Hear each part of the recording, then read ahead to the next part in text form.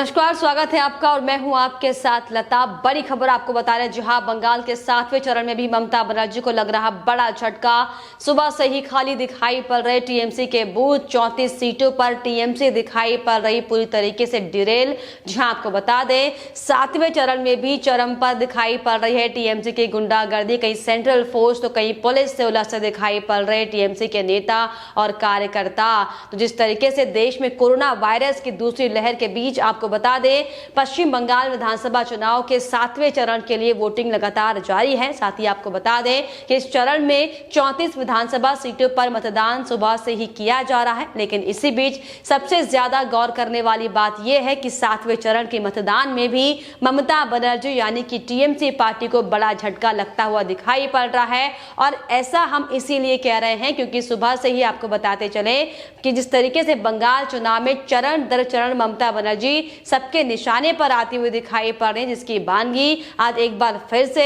7वें चरण के मतदान में देखने को मिल रही है। क्योंकि सुबह से ही टीएमसी के पार्टी बूथों में ना तो खासा वोटरों की भीड़ है और ना ही कार्यकर्ताओं की। जहां टीएमसी बूथों पर एकदम सन्नाटा पसरा हुआ है, जिससे साफ है कि ये खाली बूथ ममता बनर्जी के खिलाफ भारी गुस्से और रोष को बयां कर रहे हैं। हाल ये है कि चंचल, दुर्गापुर, पासिम और यहां तक कि बभनीपुर विधानसभा सीट में भी टीएमसी काउंटरों पर कोई मतदाता दिखाई नहीं पड़ रहा। तो वहीं आपको बता दें बालुआ घाट, कुशमंडा, हरिरामपुर,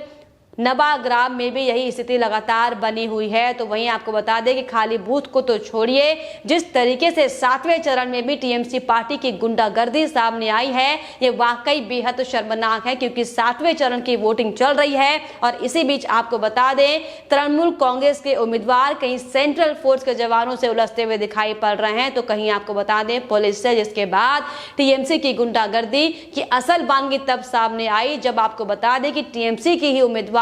सायोनी घोष ने पुलिस के जवान को चुनाव के बाद देख लेने की धमकी तक दे डाली। जी हां, आपको बता दें और ये कोई पहली तस्वीर नहीं है जब पुलिस फोर्स को धमकी देने की कोई कहानी सामने आई हो टीएमसी की ओर से। इससे पहले भी एक और टीएमसी के नेता का वीडियो वायरल हुआ था जिसमें साफ तौर पर वो खुलेआम चुनाव के बाद सीआईएसएफ को देख लेने की धमकी देता नजर आया था। लेकिन आपको बता दें कि 7वें चरण के दौरान जिस तरीके से अलग अलग इलाकों में, मालदा में भी जिस तरीके से बवाल हुआ, तो वहीं रतुआ विधानसभा क्षेत्र के पिंडोल तला स्थित 149 नंबर बूथ पर भी संयुक्त मोर्चा के पोलिंग एजेंट को नहीं बैठने दिया गया है। और आरोप तृणमूल कांग्रेस के कार्यकर्ताओं पर साफ तौर पर लगा है। आपको बता दें कि सुबह से ही जिस तरीके से अलग अलग जगह से तृणमूल कांग्रेस की जो गुंडागर्दी की तस्वीरें सामने आ रही है वाकई बेहद शर्मनाक है। दरअसल आपको बताते चले कि ये स्थिति शर्मनाक क्यों हो रही है, क्योंकि जिस तरीके से पहले चरण की अगर हम बात करें तो पहले चरण से लेकर आज जब 7वें फेज का चुनाव बंगाल में हो रहा है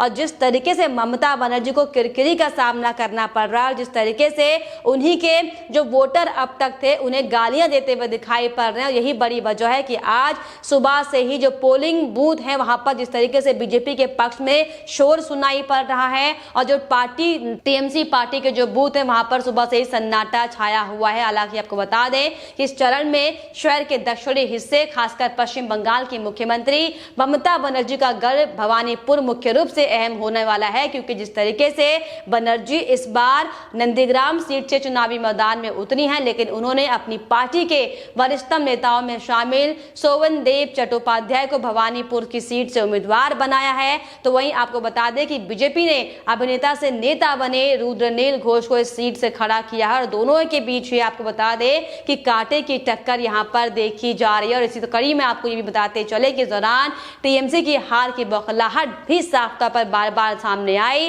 क्योंकि इस एक और जहां भवानीपुर सीट से भतीजे अभिषेक बनर्जी ने जहां पर मतदान डाला और मतदान वोट डालने के बाद जिस तरीके से चुनाव आयोग पर हमला बोला, तो वहीं तृणमूल कांग्रेस की एक और सांसद नुसरत जहां ने भी वोटिंग के बाद इलेक्शन कमीशन पर अटैक किया है। जी हां, आपको बता दें तृणमूल कांग्रेस के सांसद अभिषेक बनर्जी ने कोलकाता के भवानीपुर में अपना मत का इस्तेमाल किया, मतदान किया और इसके बाद उन्हें जिस तरीके से ये दावा करते हुए कहा कि राज्य में बहुमत के साथ ममता बनर्जी की सरकार बनेगी और साथ ही साथ अभिषेक बनर्जी ने यह भी कहा कि कोरोना की दूसरी लहर चल रही है, हर दिन लोगों की मौत हो रही है, लेकिन चुनाव आयोग और केंद्र सरकार चुनाव में व्यस्त है। तो वहीं आपको बता दें, इसी कड़ी में नुसरत ने भी चुनाव आयोग पर सवाल खड़े करते हुए कहा कि बंगाल में चुनाव आयोग सिर्फ अमित शाह और नरेंद्र मोदी की सुन रहे हैं। उन्होंने चुनावी रैली का उदाहरण देते हुए कहा कि जब पीएम मोदी ने रैलियां रद्द करने का ऐलान किया तो चुनाव आयोग भी रैली करने पर रोक लगा दी।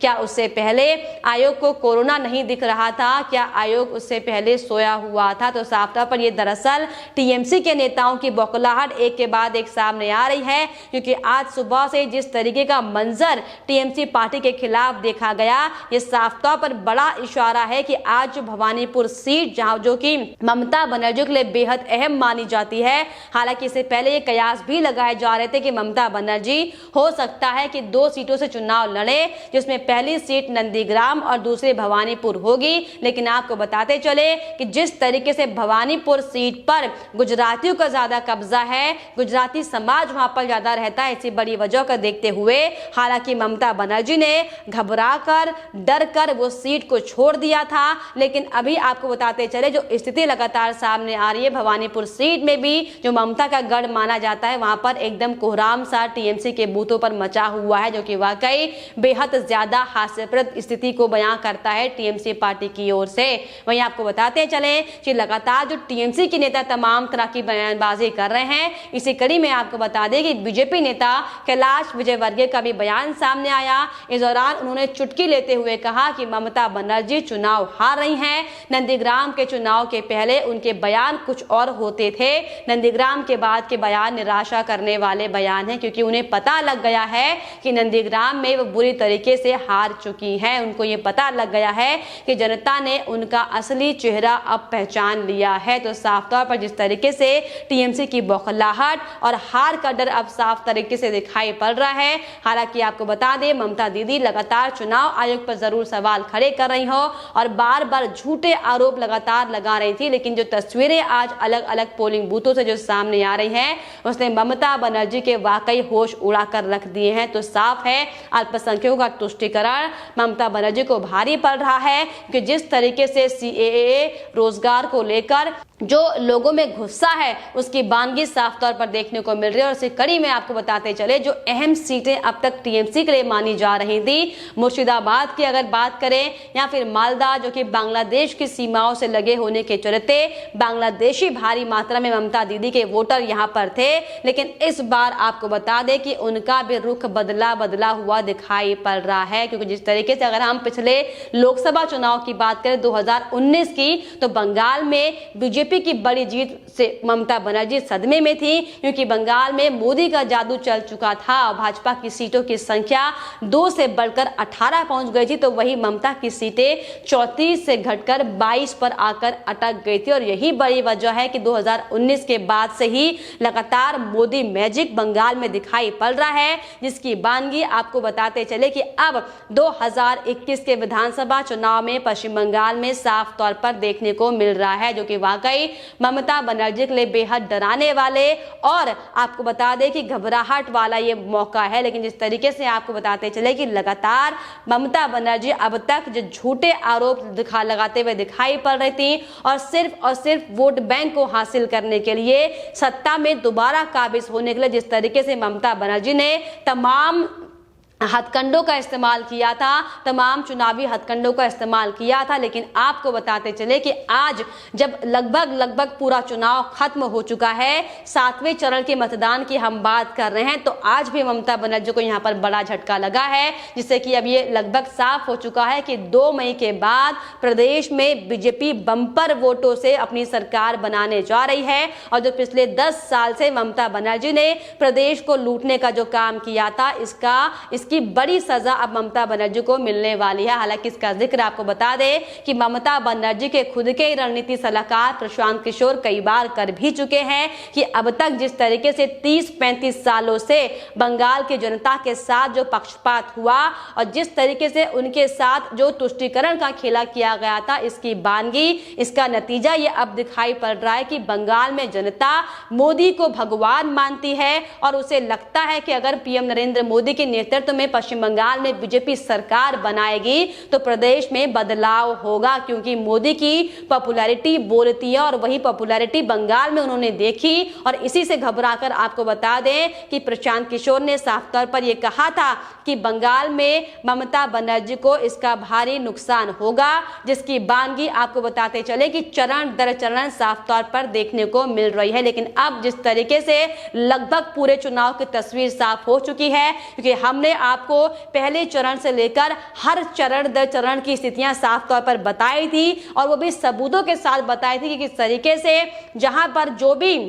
तस्वीरें और जो मामले सामने आए थे, जो आंकड़े सामने आए थे, वो हमने आपको बताए थे। लेकिन अब आपको बताते चले कि मात्र बंगाल में एक और फेज का चुनाव बचा है, 8वें चरण का चुनाव होना है। लेकिन 7वें चरण के चुनाव तक जिस तरीके से ममता बनर्जी को बड़ा झटका लगा है, ये वाकई बेहद सोचने वाली बात है कि आखिर 10 साल आपने सत्ता में रहने के बावजूद भी आपने क्या काम किया और क्यों लगातार जनता आपसे नाराज दिखाई पड़ रही है। ये वाकई ममता बनर्जी को अब इस विषय पर काम करना चाहिए, क्योंकि अब 2 मई के बाद बीजेपी सरकार बनाने वाली है। तो डेफिनेटली आपको बता दें कि ममता बनर्जी को पूरा समय मिलेगा कि वो इस बात पर विचार कर पाए कि 10 साल उन्होंने ऐसा क्यों नहीं किया, जिसका खामियाजा उन्हें अब बंगाल में भुगतना पड़ रहा है। लेकिन आपको बता दें, आज जिस तरीके से 34 सीटों पर जो मतदान हो रहा है, वहां पर खास तौर पर ममता बनर्जी को, टीएमसी की पार्टी को बड़ा नुकसान होता हुआ यहाँ पर साफ तौर पर दिखाई पड़ रहा है। फिलहाल इस पर आपकी क्या राय, हमें कमेंट बॉक्स में जरूर लिखिएगा। साथ ही साथ हमारे चैनल को सब्सक्राइब करना भी ना भूलें।